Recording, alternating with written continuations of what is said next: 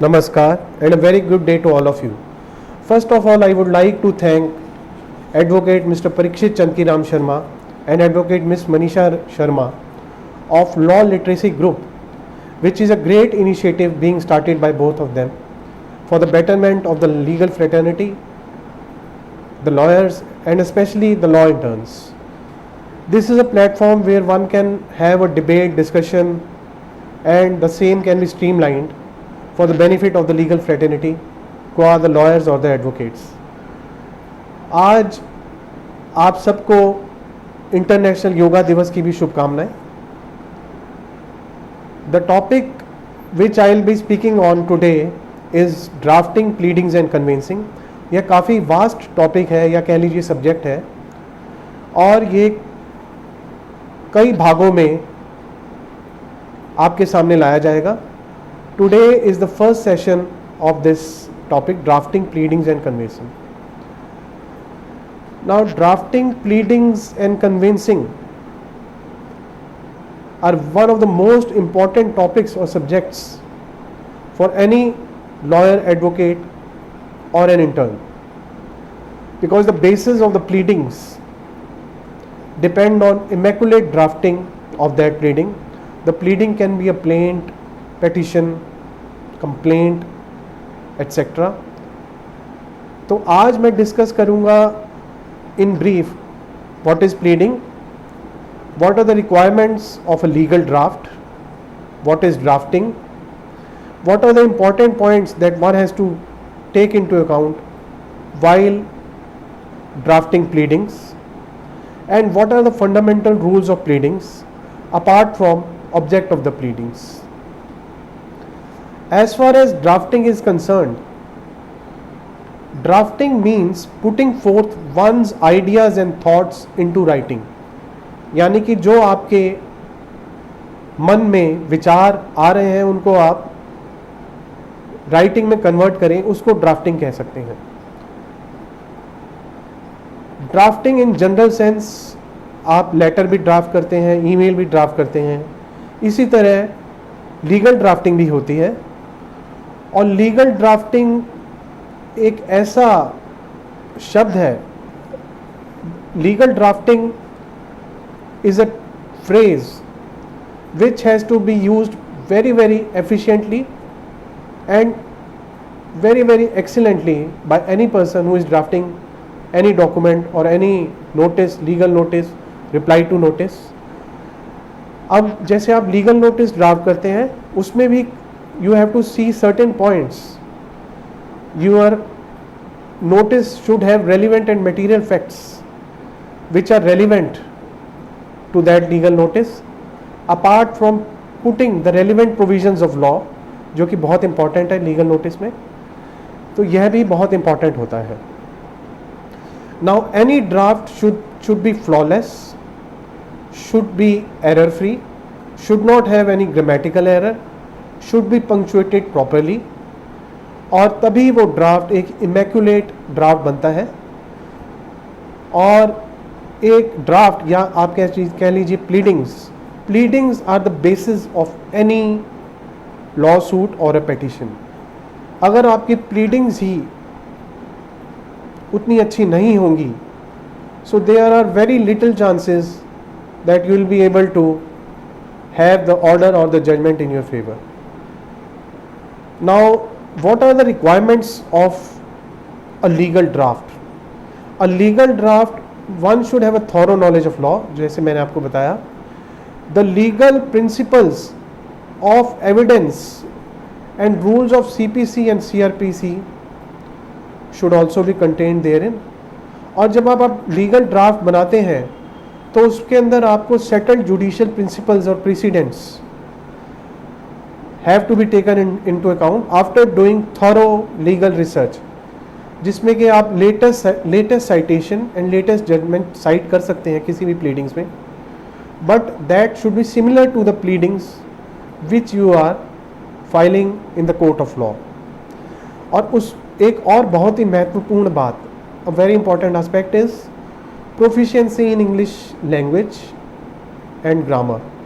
अगर आपको pleadings बिल्कुल कंसाइज, क्रिस्प और क्लियर बनानी है और उसके जो सेंटेंसेस हैं वो ऑपोजिट पार्टीज़ और उनके लॉयर को समझ आए, तो आपको प्लीडिंग्स में ऐसी सरलता लानी पड़ेगी और साथ साथ उसको ऐसे ग्रामेटिकली करेक्ट बनाना पड़ेगा और लिखना पड़ेगा which is appealing to the court as well as to the opposite party. उसमें आपको तथ्यों के आधार पर ही प्लीडिंग्स लिखनी होंगी and you have to cite some examples of judgments if you feel like, though those are not mandatory। ये थे requirements legal draft के जो कि आगे प्लीडिंग्स में कन्वर्ट हो जाते हैं। Now coming back to pleadings, what are pleadings? Now pleadings are statement of facts in writing drawn up and filed in a court of law by the parties to the suit. इसमें plaintiff भी pleadings file करता है, उसके rebuttal में आपका respondent भी plaintiff respondent भी करता है फाइल। इसी तरह पेटिशनर भी फाइल करता है, रिस्पोंडेंट भी फाइल करता है उसको, और ऑपोजिट पार्टी जिसको कह सकते हैं। Now pleadings should contain on from the side of the person who is filing the suit or the advocate all the claims and all the relevant and material facts only। और जैसा कि आपको पता है ऑर्डर 6 रूल 1 CPC में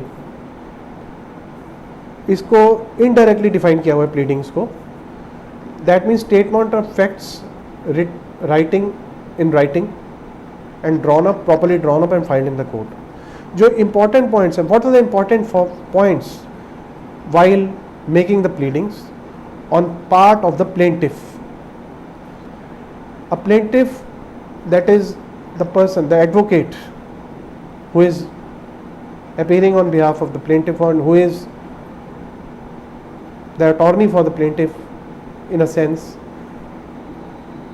the plaintiff's lawyer should quote relevant provisions of law in any pleading, petition or suit, and he should not suppress or conceal any fact, कोई fact conceal नहीं करने, और जो भी मटेरियल फैक्ट्स हैं उनको ही pleadings में आपको बयान करना है, material and relevant facts only and not irrelevant facts which do not have any relation to the suit और petition.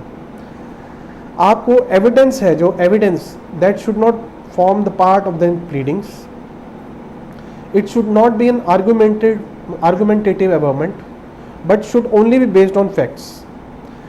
As you all know, CPC is a procedural law and it is like a Bhagavad Gita or a Bible for any advocate or any lawyer, the same way as CRPC and IPC also act like a Bhagavad Gita or Bible for any advocate or a lawyer with respect to criminal pleadings। Now what are the important points while making pleadings? ये मैंने आपको बताया। Now what are the object of the pleadings? The main object of the pleadings is to let the court know about the suit or the petition filed before the court.